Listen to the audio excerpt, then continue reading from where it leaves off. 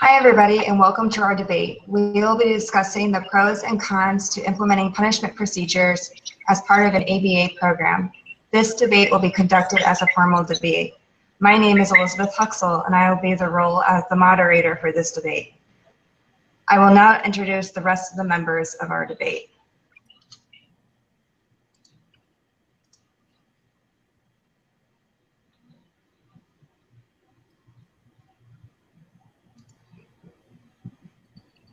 Okay, sorry guys, I'm trying to figure out now how to share the screen because I have the slide on. Our name's listed.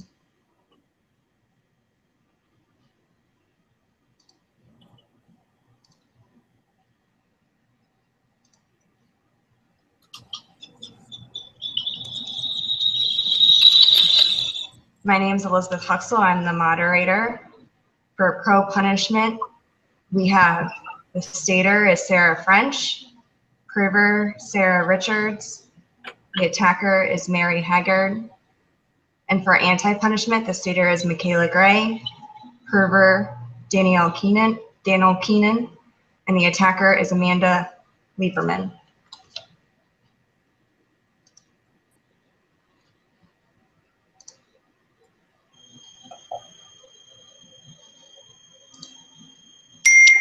Before we begin the debate, I would like to take a moment to first define punishment and reinforcement procedures. After the occurrence of a behavior, there is a consequence that immediately follows the behavior. This is either punishment or reinforcement. Punishment, defined by Cooper, Heron, and Howard, is defined as an environmental change that decreases the future frequency of the behavior.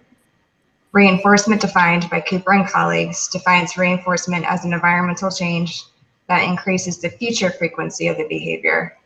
The following figure illustrates the two types of reinforcement and the two types of punishment.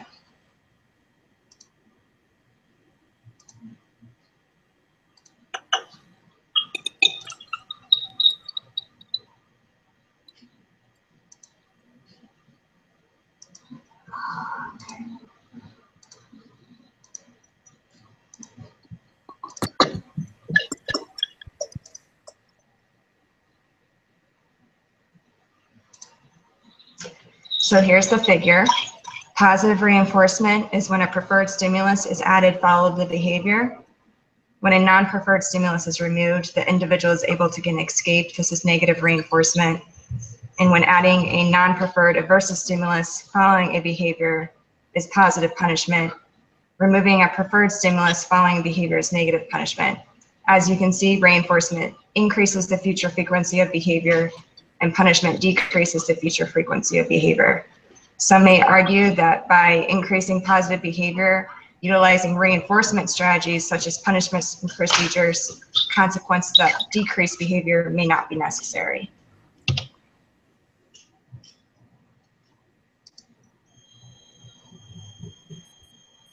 We will begin by discussing benefits of implementing punishment-based procedures. The stater for pro-punishment will bring up the main points for the group, followed by the prover for pro-punishment, who will attempt to prove the points made by the stater. Next, the attacker for anti-punishment will be able to probe their opposing team for weaknesses in their arguments. Next, the members for arguing punishment procedures are not necessary will be able to argue their points. The stater for anti-punishment will be discussing how punishment procedures are not necessary for effective ABA programs, followed by the prover for anti-punishment, who attempt to prove the points made by the stater, and the attacker for pro-punishment will probe their opposing team for weaknesses in their argument. Finally, the stater from each side will, at the end, will summarize the points made by the team. Each team will have time at the end to answer their questions submitted. So now we'll move to pro-punishment for the stater's points. Okay. Today for the pro-punishment side, we have Mary and Heather debating. Heather plans to prove why she is pro-punishment in ABA, and Mary will attack her statements. Heather and Mary will be debating whether punishment is effective, whether punishment is ethical, and whether it is appropriate to use.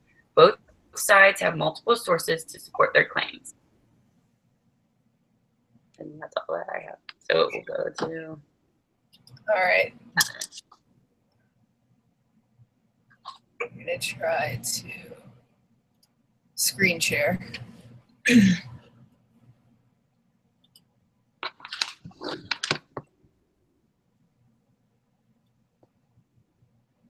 Okay, is this coming up? Yeah. Okay.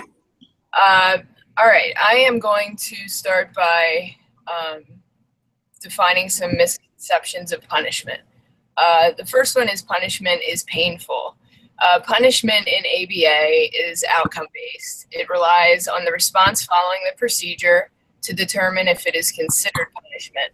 If it does not decrease the behavior, it is not punishment. If the procedure increases target behavior, it could be reinforcement. Punishment is the addition or removal of stimulus from the environment that decreases behavior, where reinforcement is the addition or removal of stimulus that decreases behavior. Sorry, that's backwards. Reinforcement is the addition or removal of stimulus that increases behavior. Punishment is implemented as an initial treatment. The least restrictive procedures are always attempted prior to using punishment. Skilled behavior analysts would not utilize punishment unless all other interventions have failed, or the behavior is so dangerous and it may do harm to the client or others. The third misconception is that punishment is forced.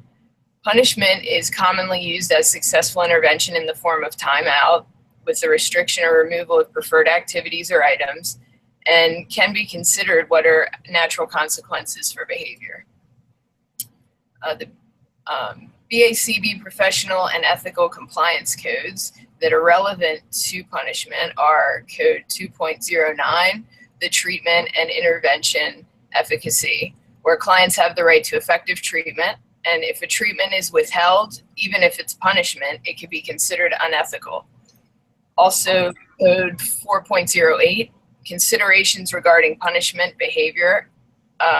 Behavior analysts recommend reinforcement rather than punishment whenever possible.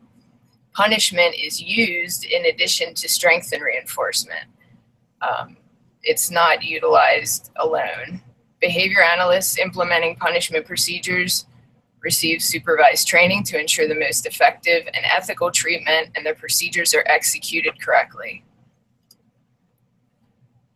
To establish punishment as an appropriate treatment, functional analysis of behaviors is conducted prior to the creation of any behavior change plan or some sort of functional assessment to determine the most appropriate and effective treatments. When punishment is used in conjunction with reinforcement-based or functional skills training, it has shown successful reduction with problem behavior while reinforcing positive behaviors and teaching new skills.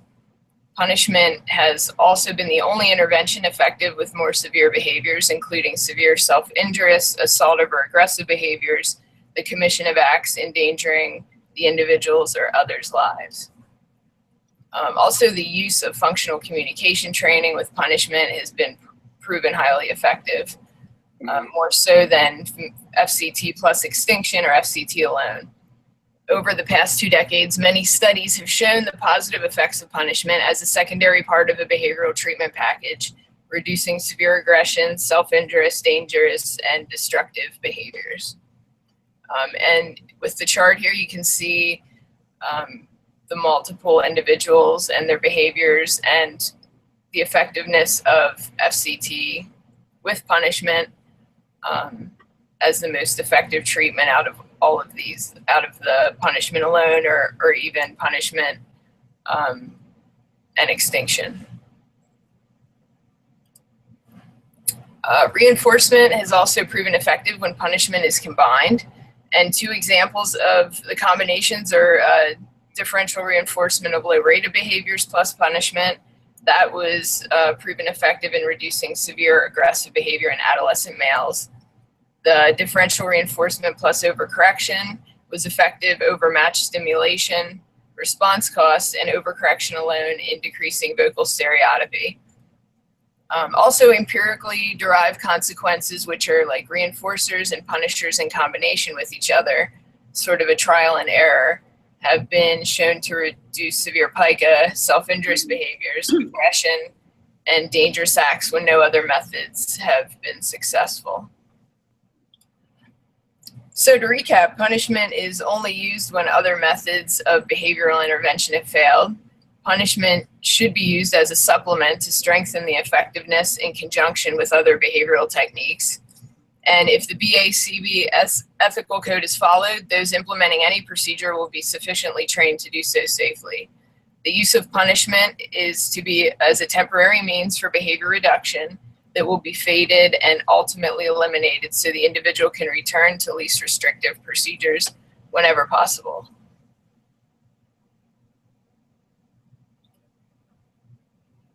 That's all I have. Okay, so do I go or does Sarah say anything? Do you say anything between that? I think it goes to you now. Okay, all right. I will. At the end, after you've both spoken. Okay. All right. So reinforcement of desired behaviors have been as equally effective at reducing problem behavior in individuals with autism without the use of punishment procedures or aversive conditions. So to begin, I would like to discuss what the BACB, one of the things the Code of Ethics states about punishment procedures. Code 4.08, Part 8, which was previously mentioned by the prover, states that behavioral analysts recommend reinforcement rather than punishment procedures whenever possible. So this means that behavioral analysts are ethically responsible to research and implement reinforcement procedures prior to any punishment procedures when working with individuals with autism. Reinforcement alone has been shown to decrease behaviors in children with autism. In addition, reinforcement also teaches socially significant behaviors in which punishment does not. So again, difference between punishment and reinforcement is that punishment does not teach new behaviors and reinforcement does. So according to Reese-Peterson, reinforcement by its very nature teaches and refines new behaviors that can be easily be used to replace problem behaviors. Functional communication training, or FCT as it's commonly referred to, is a common reinforcement procedure that is often used with individuals with autism. According to Geiger, Canine, Carr, and LeBlanc, 2010, functional communication training decreases problem behavior while actively targeting a communication skill. So again, it's a reinforcement procedure that reduces problem behavior but also teaches something as well. FCT is used to teach individuals maybe ask for help or to ask for a break without engaging in behavior to escape aversive situations or task demands. The prover for punishment did cite different research studies in which functional communication training in combination with punishment procedures were effective at reducing problem behaviors. However, Falcomata, Rowan, Buthing, Stevenson, and Ng, 2012, did complete a study in which functional communication training alone was used to decrease problem behavior in 2 children with autism. So the functional communication training was combined with a changed schedule of reinforcement. The results of the study did show a decrease in behavior, but it also showed an increase in spontaneous communication. So again, this demonstrates how reinforcement teaches, not only reduces behaviors, but teaches new socially significant behaviors as well.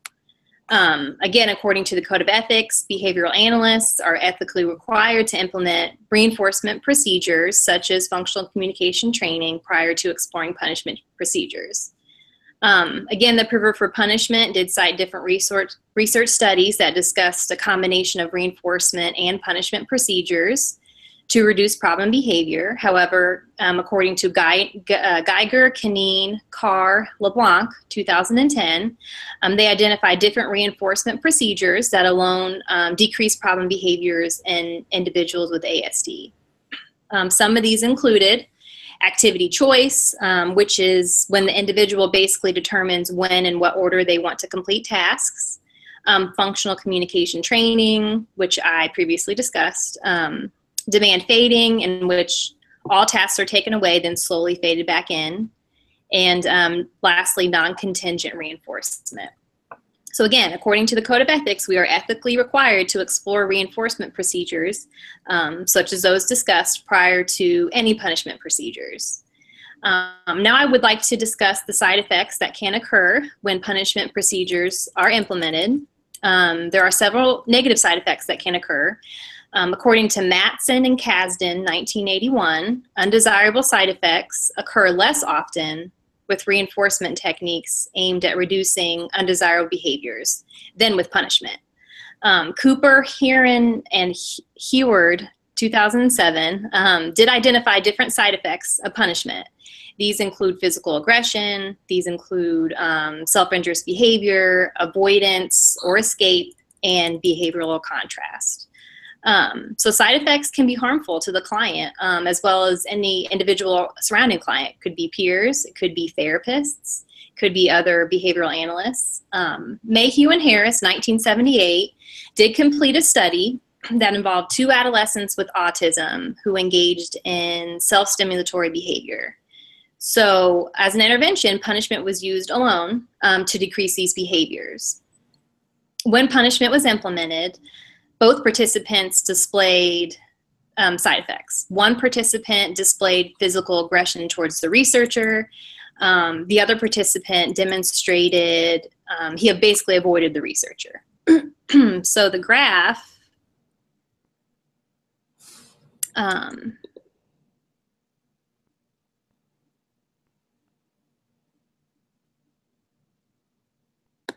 that is shown.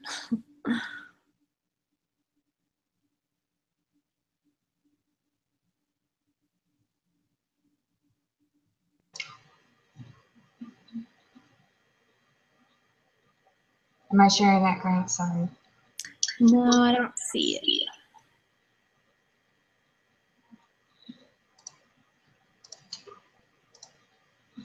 Okay. The last one. The last one, sorry. Yep, that's okay. Maybe it would for Mary To pull it up, yeah, might be easier. Okay. So the graph that you can see on the bottom, you can see how once punishment, this graph shows the participant. I'm getting a lot of. Sorry, I can't really hear. So the graph demonstrates the participant who engaged in physical aggression during the experiment. And you can see how the physical aggression, when punishment was applied, increased. It actually went from 0 to an increase in physical aggression.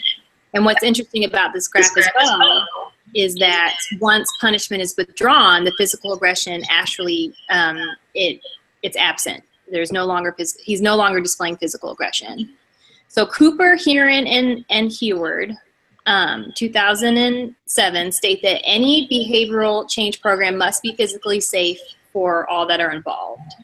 So the negative side effects involved in punishment procedures have the ability to be harmful, which does not make a safe behavior change program for the client. And that's it.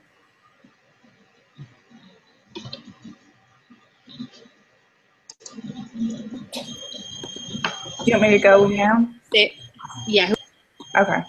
For anti-punishment, Daniel and Amanda will be debating reinforcement effect on behavior, how ethics plays a role in reinforcement versus punishment, the lack of research associated with punishment, studies showing reinforcement or punishment can be successful. Punishment does not have to be intense, and punishment may work over reinforcement for certain people.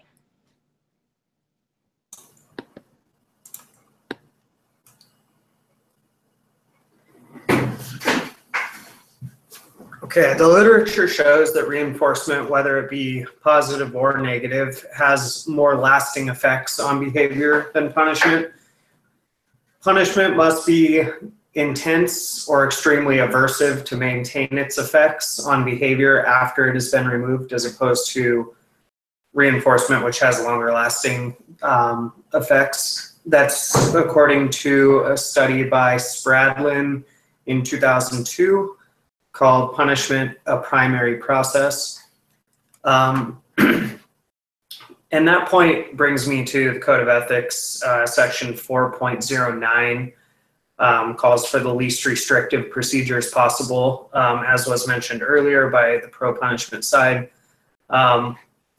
Clearly, punishment that is expected to have lasting results cannot be the least restrictive while also being highly aversive and intense. So I think there's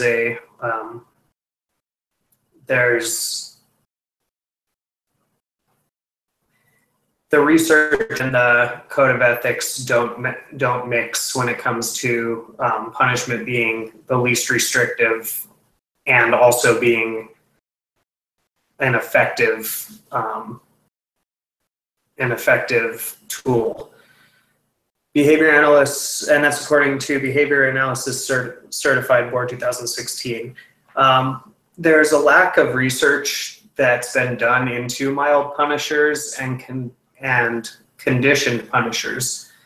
This means that punishers must not only be intense and aversive, which must be avoided according to the ethics code, but it also must be unconditioned, which is extremely difficult to maintain over long periods of time. It creates logistical issues that make punishment extremely difficult to rely on, according to Lerman and Borndren in 2002. To be able to rely on a punisher that's unconditioned, you would continually have to be finding new and novel punishments to maintain any sort of effectiveness, which would be extremely hard in practice. Section A of the ethics code, Section A of Section 2.09 of the ethics code touches on two other important points. First, behavior analysts have the obligation to educate and advocate for the most effective treatment. And second, the procedures must have scientific evidence proving that they're not only the most effective treatment in the short term, but also in the long term. And that goes back to what I talked about a minute ago about reinforcement having lasting effects as opposed to short-term effects. We can get fast and intense effects through punishment, but according to the ethics code, we need to have lasting and long-term effects that are logistical and we can actually use with our clients, which the research shows punishment cannot, we can't rely on punishment to do that. Reinforcement, on the other hand, produces lasting and realistic results that we can depend on and that meet the standards of the ethical code of our profession. There are also several well-documented negative side effects that can accompany the use of punishment, as was mentioned earlier, and I was going to go into a little more detail on those because I think that when discussing if punishment should be part of a treatment plan, that has to be considered. Even if it is being used in conjunction with reinforcement, it can still cause several negative side effects that ethically have to be discussed before it's decided if you're going to use punishment procedures. So according to Newsom, Favell, and Rinkover, 1983, these are some of the side effects that can take place.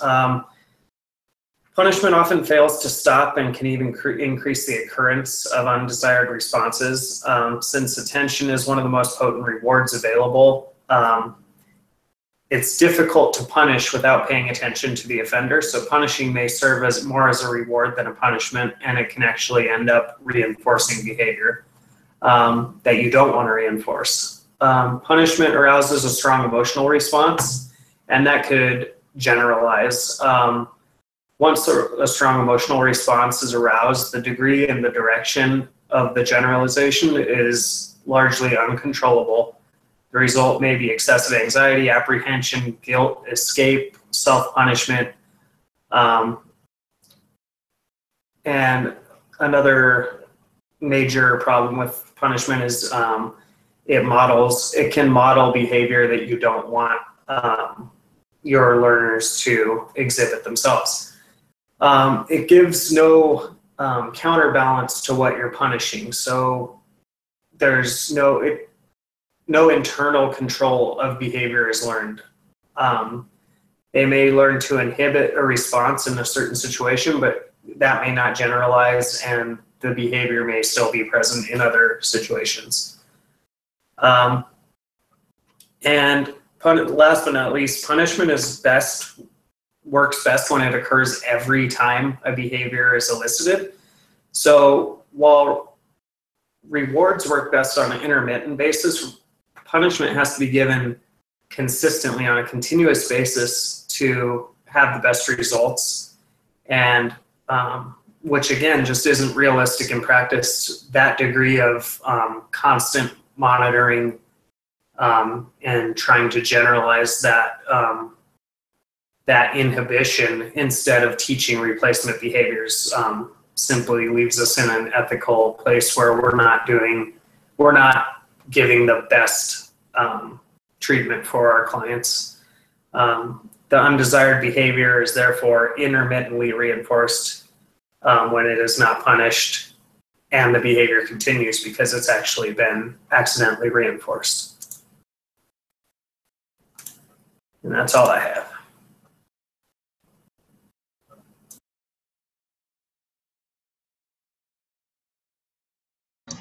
So now, Amanda, you go as the attacker, right?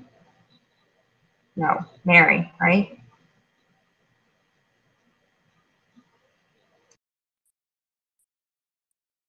Wait, no, it's me. It's a, I go. I was talking and I didn't realize that my microphone was down. There are many studies that show that either reinforcement or punishment can be a successful intervention given the circumstances. Costantini and Hooving of punishment versus reward by using 40 kindergarteners and 40 second graders. One group was given a reward for response inhibition, while the other was punished for not demonstrating response inhibition. The results showed us that this example, that punishment was the more successful intervention. So I believe that reinforcement can be used in a positive way. However, and also reinforcement can be used together in order to come up with the best intervention for the client. Azrin and Holes also pointed out that sometimes all of the other reinforcing events should be eliminated in order to prevent an event. For example, if there weren't police officers out on the road to give you a ticket, then people would most likely speed more often, but the fact that they are there prevents people from speeding in the first place. Speeding can cause accidents, it can cause death, it can cause trauma, it can cause anxiety. So I feel that the police officers being there and being used as a punisher can in fact prevent trauma and death and things like that. In some circumstances, more reductive methods must be used. Also, there are many people that might think that punishment needs to be intense in order to be effective and remain effective, but this isn't always the case. According to Lerman and Worden, the assumption that a more intense punisher will be more effective is not completely supported in current literature. According to Bailey and Birch, one person might find a punisher to be effective while another might not. So there might be some people that might not find that receiving a ticket is that much of a punisher if they are, say, wealthy and they have the money to pay for it, and they'd rather live like on the edge and speed. Another example is if someone yells at their toddler, "No," before they touch the stove, this can be effective enough and the toddler might not need anything further. So this is just a simple reprimand that there was not to prevent the toddler from touching the stove. Something that was not needed would be like a physical spanking or anything of that nature. The ethics code was established in order to protect and ensure safe human treatment. Punishment is not always inhumane and, as stated previously, needed for some cases. There are many resources to help BCBAs make sure that they are conducting a punishment procedure safely and correctly. According to Cooper and his colleagues, sometimes punishment is the best procedure to use based off of the assessment that are related to the case. Not every punisher needs to be unconditioned or intense to be effective. At one point in time, one is taught what the word hot is. If a mother raises her voice in panic when their young child is putting the steaming hot soup on their lips, be careful, the soup is hot, then this might prevent the child from getting burned. This example does not contain an extreme or an unconditioned punisher. This is, the word hot is already conditioned previously, and they don't need to teach it and reprimand them even more. This reprimand was used for the best of the child and was in the form of a reprimand because of the urgency of the situation. While there are risks for possible side effects when using punishment, they can often be minimized in order to prevent things like emotional or aggressive reactions. There are reports of respondent and operant aggression. There are also still many articles that have little to no aggressive behavior after the punisher was used. Another side effect of punishment might be that the punisher is ineffective over time. However, there are many times that there needs to be immediate punisher, like a reprimand, present in order to stop the behavior promptly. And that is all I have. So that goes to me now, right? Mm-hmm. Okay. To summarize the pro-punishment, Heather made multiple points to prove her side. Heather used her sources to prove punishment is an effective form of treatment. Punishment is not harmful or painful to the client. Punishment is used when reinforcement is ineffective, and punishment has been proven to reduce severe, aggressive, self-injurious, dangerous, and destructive behaviors.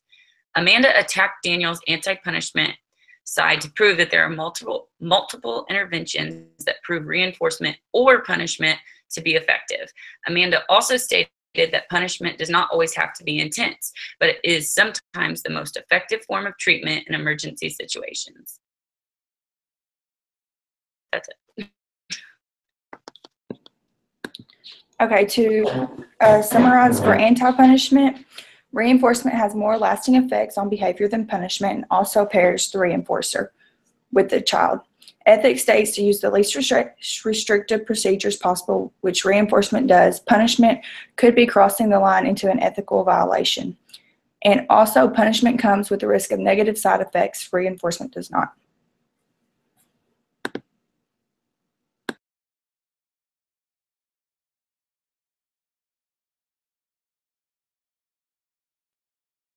So is that back to the mediator now to like wrap it up? Thank you, guys. Thank you, both sides. You state your points now very well. Now we'll get to the questions. The first question for you is, what type of information, if any, is missing in the literature on this topic? And what recommendations would you make for future studies on the topic of punishment? Did we decide who was going to answer the questions? No. I think we went over the answers, but not who. I forget, what did we say was missing from the research? I totally forget. I think because I know Daniel, well, wasn't one of your points? Oh, we made it to 30 minutes. Yeah. 32 seconds. I mean, I know one limitation that I couldn't find, I think that there wasn't a lot on, like, I think a lot of the research out there is just a combination of both and not really one or the other. I don't know. From what I think that's what we did talk about. Yeah. Was that there wasn't just a punishment piece. It was a lot of like reinforcement and punishment. Yeah. I think we also talked about how, since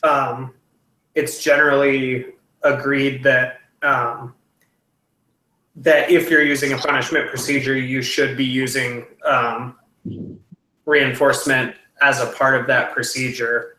That makes doing research on punishment alone really difficult. So that seems to be a kind of a gap in the research, because I think it would be unethical to research just punishment without using reinforcement along with it.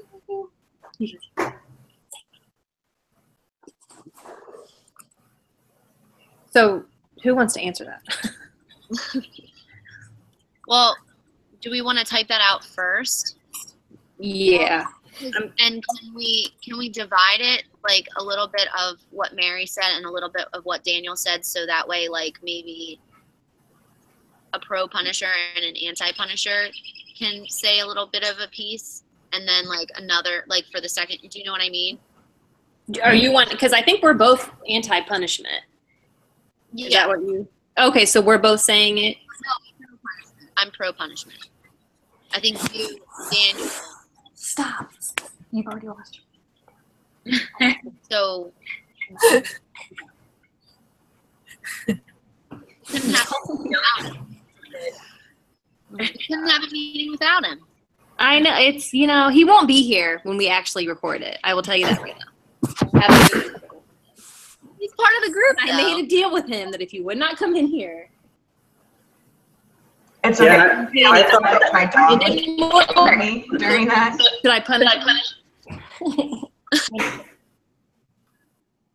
Anyway, yeah, I don't mind saying something. I know, what are the other two questions though? Because I kind of have a train of thought for the other ones. The second one is, what role should a behavior analyst play in interventions that involve punishment? The third is, what type of training supports should be provided to teams implementing punishment procedures? And the fourth one is, what are some considerations a BCBA should make before recommending a punishment procedure? Okay, because I know the code of ethics where it says, like, you know, exhausting reinforcement before punishment, but there was a code somebody talked about, talking about how the training and stuff.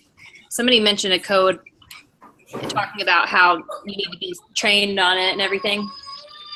Oh, Daniel. First, behavior analysts have the obligation to educate and advocate for the most effective. And procedures must be scientific evidence proving that they are not only the most effective treatment in the short term. Is that what you were thinking?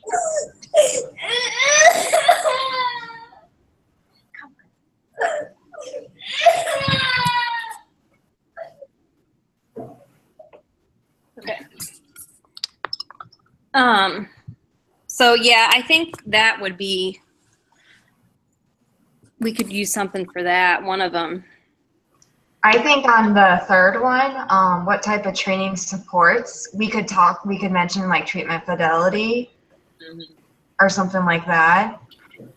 Should four of us just each take one of them and just answer it? I mean, would that be easiest? Just to like, four of us take a question and just take care of it? Or, I mean, because it seems like trying to answer it as a group is going to be just a whole nother issue. Yeah. Because, I mean, I don't mind just taking any one of the four and just answering it in detail. I could have it ready by the next time we do this. Okay. Yeah, I agree. It just seems like discussing it like adds like a second debate sort of. It's just going to be like a whole nother thing to coordinate. Yeah. Which one do you know? Did you have a preference for one? No, I mean, I can answer any of them. I'll volunteer to be one of the four.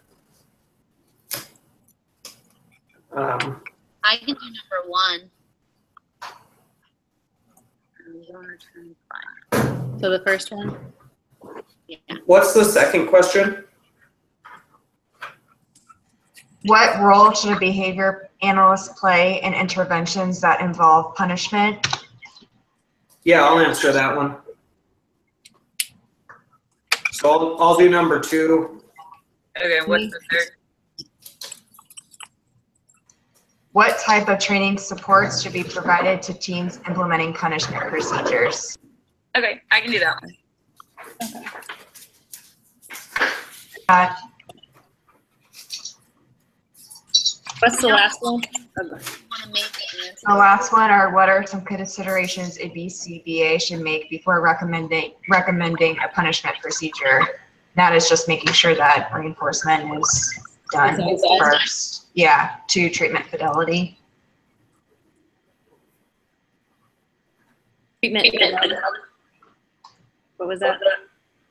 Yeah, I would say that making sure that everybody's reinforcing the correct behavior, not accidentally reinforcing wrong behavior. Everybody's on the same page, everybody's doing the same thing.